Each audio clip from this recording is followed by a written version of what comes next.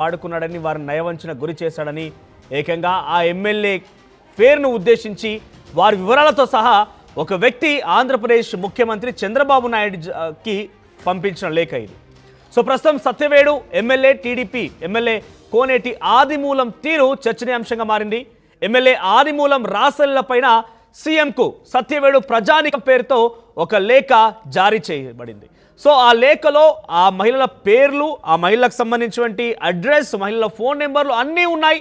సుమారుగా 10 మంది అమ్మాయిలతో 10 మంది మహిళలతో సత్యవేడు ఎమ్మెల్యే ఎక్కడెక్కడ ఏం చేశాడు, ఎలా వారిని టార్చర్ చేశాడు, ఎలా వారిని ఇబ్బందులకు గురి చేశాడు చాలా క్లియర్గా ఆ వ్యక్తి మీరు చూడొచ్చు లెటర్లో కనబడుతోంది. ఏం రాశారు ఏంటి అనేది చాలా క్లియర్గా పూర్తిగా కూడా ఇందులో మెన్షన్ చేశారు. ఈ లేఖ ఎవరు రాశారని కొంత సమాచారం తెలియాల్సి ఉంది. కానీ చాలా క్లియర్గా ఇట్లు తమ విధేయులు సత్యవేడు ప్రజానికం అంటూ ఆ పేరుతో, అంటే సత్యవేడు నియోజకవర్గ ప్రజానికం పేరుతో ఈ లెటర్ అనేది ముఖ్యమంత్రి చంద్రబాబుకు ముఖ్యమంత్రి కార్యాలయానికి జారీ చేయడం, ముఖ్యమంత్రి కార్యాలయానికి పంపించడం జరిగింది. మరి ఈ లేఖలో చాలా క్లియర్గా మహిళల పేర్లు ఉన్నాయి, వారికి సంబంధించిన వివరాలు ఉన్నాయి, వారి ఫోన్ నెంబర్స్ ఉన్నాయి, అడ్రస్లు కూడా ఉన్నాయి, ఎక్కడెక్కడ ఏం చేశాడు, ఎలా చేశాడు, ఎక్కడెక్కడ ఫామ్ హౌస్లో వారిని తీసుకెళ్ళాడు, ఎలా వారిని టార్చర్ చేశాడు, ఆ మహిళలకు ఏమేమి ఇచ్చాడు, ఆ కాంట్రాక్ట్లు ఇచ్చాడా, డబ్బులు ఇచ్చాడా, చీరలు ఇచ్చాడా, నగలు ఇచ్చాడా, ఇలా అన్ని వివరాలు పూర్తిగా ఇంత దగ్గరగా చూసిన వ్యక్తి అంటే తప్ప ఇంత క్లియర్గా ఏకంగా వారి పేర్లు, అడ్రస్లు, ఫోన్ నెంబర్లు, వారికి ఏమి ఇచ్చాడు అనేది కూడా ఇంత చెప్పడం చాలా కష్టంగా మారే అవకాశం ఉంటుంది.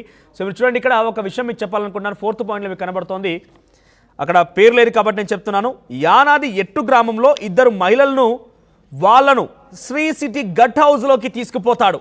సో ఇలా ఎంత పక్కాగా అంటే సత్యవేడులో ఒక మహిళా అమ్మాయి బాగుందని రప్పించుకొని 10 ఎకరాల పట్టా చేసి ఇచ్చాడట. ఇలా చాలా ఉన్నాయి. ఇంకా అంశాలు చెప్పాలంటే ఒక ఎమ్మెల్యే భాగోతం, ఎమ్మెల్యే చరిత్ర మొత్తం, ఎమ్మెల్యే జాతకం మొత్తం ఈ లెటర్లో ఉంది. దీనికి సంబంధించి మరిన్ని అప్డేట్స్ మా ప్రతినిధి కృష్ణమోహన్ అందిస్తారు. కృష్ణమోహన్, ఇంతకీ లేఖ రాసింది ఎవరు? డెఫినెట్గా ఈ లేఖ చేస్తూనైతే పక్కాగా పేర్లతో సహా అడ్రస్లతో సహా రాసుకొచ్చారంటే ఆయనకు దగ్గరగా వెళ్ళినటువంటి వ్యక్తే ఒకరు చేసి ఉంటారు. సో దాని విషయంలో ఏం జరుగుతుంది చర్చ, ఈ లెటర్ పైన ఎంత మేరకు ముఖ్యమంత్రి కార్యాలయం రెస్పాండ్ అయ్యే అవకాశం ఉంది? గతంలో కూడా ఎమ్మెల్యే బహిరంగంగా ఒక వీడియోతో కూడా పట్టుబడ్డాడు. అప్డేట్స్ ఏంటి? మనోజ్, మొత్తం మీద ఎవరైతే టీడీపీ ఎమ్మెల్యే ఉన్నాడో ఆదిమూలం వ్యవహార శైలి ఇప్పుడు చివరికి సీఎం స్థాయికి కూడా చేరుకున్నారు. గతంలో మనం ఒకసారి చూసాం, ఏకంగా ఒక మహిళ ప్రెస్ మీట్ పెట్టి హైదరాబాద్కి వచ్చి తనను రాసిరేలతో కామవాంతి తీర్చిన ప్రయత్నం చేశాడు, నన్ను వేధింపులకు గురి చేస్తున్నాడని వీడియోలతో సహా విడుదల చేసిన నేపథ్యంలో ఇప్పుడు అదే నియోజకవర్గానికి సంబంధించిన ప్రజలు ఒక లేఖను సీఎంకి ఈరోజు పంపిస్తున్న పరిస్థితి. ఆ లేఖలో చాలా క్లియర్ గా, అంటే చాలా డీటెయిల్డ్ గా ఆదిమూలం ఏ మహిళల్ని ఎక్కడెక్కడ తన అవసరాలకి వాడుకున్నాడు, అతను చేసే రాస లీలలు ఎవరెవరితో ఉన్నాయి, వాళ్ళ ఫోన్ నంబర్లు ఏంటి, వాళ్ళ పేర్లు ఏంటి, ఇట్లా ప్రతి విలేజ్ లో, అంటే సత్యవేడు నియోజకవర్గంలో ఉన్న విలేజులతో పాటు పక్కన ఉన్న కొంతమంది మహిళా అధికారులు, కొంతమంది మహిళా గ్రామస్తులు, కొంతమంది సర్పంచులు, కొంతమంది మహిళలు, ఇట్లా డీటెయిల్ గా లేఖ రాస్తూ దానికి సంబంధించిన వ్యవహారాన్ని అంతా కూడా సీఎం డెస్క్ కి పంపించారని.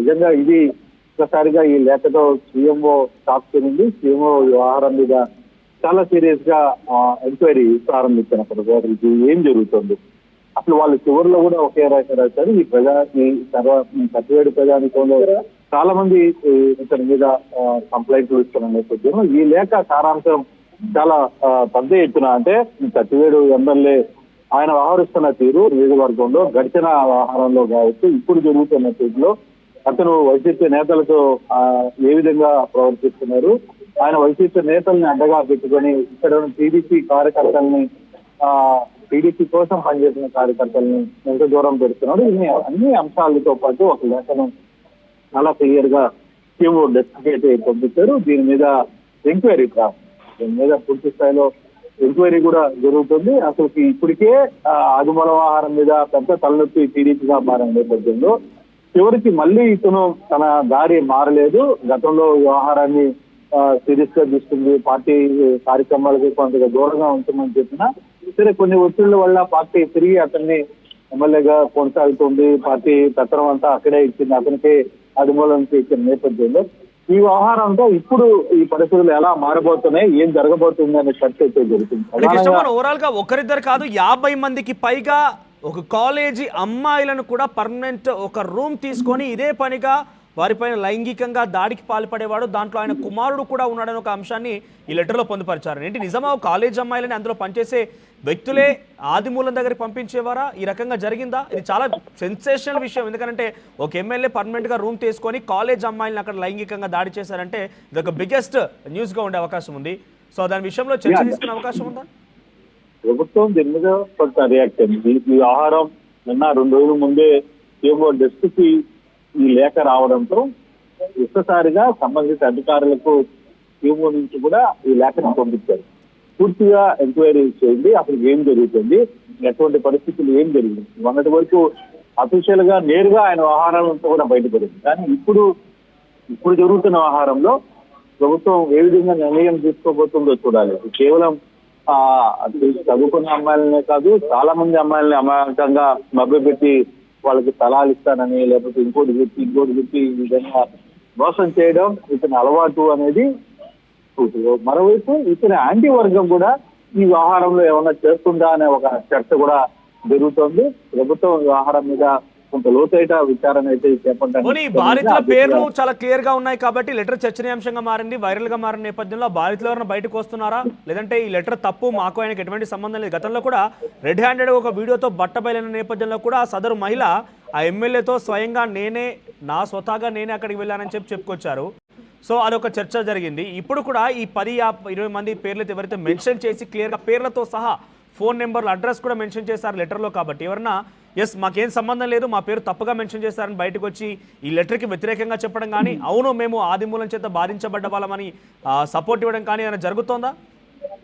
అంటే ఇప్పుడు వరకు ఈ లేఖ వ్యవహారం చాలా లోతుగా ఎవరికి తెలియకుండానే ఎంక్వైరీ స్టార్ట్ అయింది. ఇప్పుడు ఈ లేఖ బయటకి వచ్చింది కాబట్టి సో ఇప్పుడు బాధితులు ఎవరైనా బయటకు వచ్చారా, ప్రభుత్వం సైడ్ నుంచి ఈ వ్యవహారంలో ఎంక్వైరీ ఏ విధంగా జరుగుతుంది, జరిగిన ఎంక్వైరీలో బాధితులు ఎవరైనా ముందుకు వచ్చి మాట్లాడే ప్రయత్నం. బేసిక్ గా ఇటువంటి వ్యవహారాల్లో బాధితులు బయటకు వచ్చి మాట్లాడే పరిస్థితి ఉండదు. ఇంటర్నల్ గానే వాళ్ళకున్న సమస్యను చెప్పుకోగలరు. కానీ మహిళలు బయటకు వచ్చి నాకు ఈ విధంగా జరిగిందని చెప్పుకోవడం, అందులో గ్రామాల్లో ఇటువంటి వ్యవహారాలు చెప్పడం కొంత ఇబ్బందికరమైన అంశాలు. ఆ గ్రామాల్లో ఒక చిన్న ఇష్యూ జరిగినా ఊరంతా ఈ వ్యవహారం తెలిసిపోతుంది. కాబట్టి అక్కడ ఎవరు బయటకు వచ్చి మాట్లాడే పరిస్థితి ఉంది. సో ఏదైతే ఎంక్వైరీ చేశారో ఆ ఎంక్వైరీకి సంబంధించిన వ్యవహారాలు అంతా కూడా కొంత జాగ్రత్తగానే వ్యవహారాన్ని ప్రయత్నం అయితే చేస్తుంది.